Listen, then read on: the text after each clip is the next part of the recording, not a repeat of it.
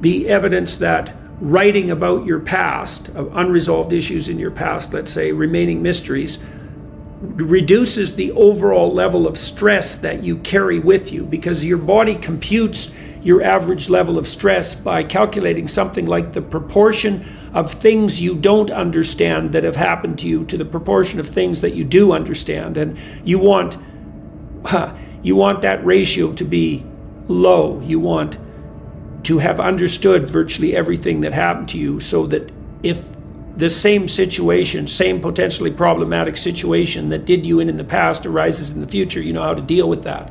So getting your story straight in relationship to your past is important. Doing the same in relationship to your future is crucial, because that reduces another level of uncertainty, like another domain of uncertainty. If you're uncertain about where you're going or why, that makes you chronically stressed. Okay, so that can help. If you do those things, you straighten out your story about who you are and where you're going, that will lower your baseline levels of neuroticism. Now, conscientious conduct also decreases neuroticism. There's a negative correlation between conscientiousness and neuroticism, and it looks causal in that more orderly and industrious people suffer less from negative emotion. Okay, and that's probably because they put their environments in order, right? They actually keep order in their immediate environment, so things are neat and orderly around them, but they also work hard so that the future is more stable. Okay, so then what else? There's an emergent literature showing that excess concern about the narrow self is associated with self-conscious suffering. So, for example, you can discriminate between people who are depressed and or psychotic and those who are not with about 75% accuracy by calculating the relative number of self-referential pronouns that are used in speech or writing of the people involved. And the more people concentrate on themselves, their narrow selves, the more miserable they are. And that's buttressed by findings showing that in the scales that measure trait neuroticism or negative emotionality, self-consciousness is actually a facet of the scale itself, which means that acute self-consciousness is so tightly associated with misery that they may be essentially the same thing. Strength, in its many forms, is what defines the human spirit. It's not just about physical powers, but resilience, determination, and the courage that lie within us. Understand your strengths, your weaknesses, and your values, because it's the foundation upon which you'll build your future. The path to strength often begins with adversity. Life will present you with obstacles, and it's how you respond to those challenges that matter. Embrace them, because they are the crucible in which your strength is forged. That the purpose of memory is to provide you with a map of what to do so that you can be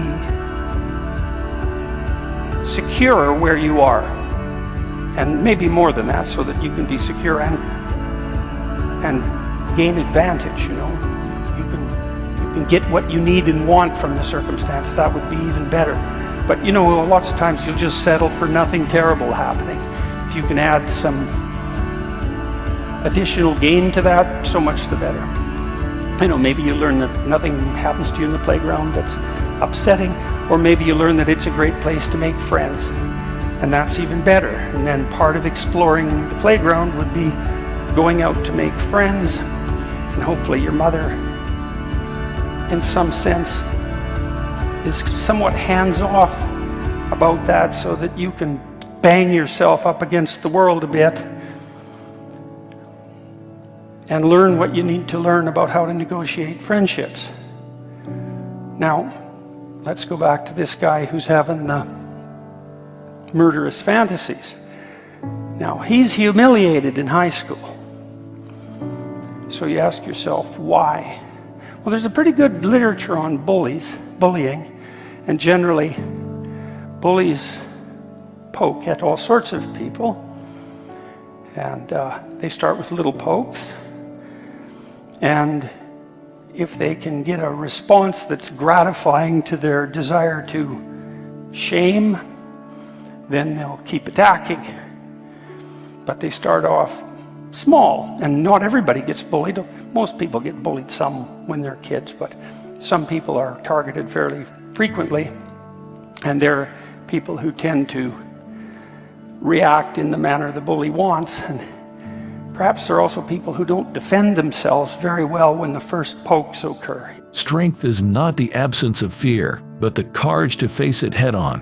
When life tests you, rise to the occasion. It's through challenges that you discover your inner strength. Train your mind to withstand adversity and adapt to life's changing tides. Resilience is the foundation of strength, is the ability to bounce back from failures and setbacks. It's understanding that life's setbacks are not the end of your story, but merely a plot twist. Determination begins with purpose. Find what really matters to you, what ignites your soul, and let it become the beacon that guides you through the darkest storms. So now you can't really escape from that trap by consciously trying to think less about yourself, because if you start thinking less about thinking about yourself, you just end up thinking more about yourself. That's not helpful. But what you can do, this is extremely useful, is you can start thinking about how to put other people at ease and what you can do for other people, like how you can be of service. And paradoxically, because that takes the self-conscious stress off you, then your negative emotion levels will fall. So, if you find yourself ruminating about yourself and your concerns, you can actually learn how to switch your thinking to what you might do to make the lives of the people around you better. And that could be, your immediate partner, for example, or your immediate family members, or your friends, or your business partners, or people in the broader community. Service to others is one of the ways out of negative self-focused emotion. We have this strange idea in our culture that the more we encourage young people to be concerned about their mental state, let's say, the more value we're attributing to them and the more good we're going to do them on the mental health side. And that couldn't be less true. It's actually an anti-truth. To overprotect people and to have them focus on their own concerns is definitely a pathway to misery. Now, the other thing I would say, this is useful too, something you could try to do is, imagine I asked you to say, why don't you just sit down one day for an hour, or maybe across a couple of days, and write down all the things that you're afraid of and avoiding that are necessary for you to do to move forward, right? So these would be things that you're not doing that you need to do in order for you to move to where you want to move. Every day is an opportunity to take a step closer to your dreams. Set ambitious goals that inspire you. Your dreams should be the compass, guiding you through the journey of life. True fulfillment comes from making a difference in the lives of others. When you tap into your potential, you have the capacity to create positive change in the world. The journey won't be easy, but the destination is worth it.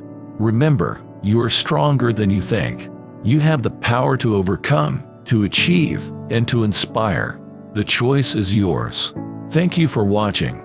If you like our content, don't forget to subscribe and click the bell notification for more life-changing videos like this one.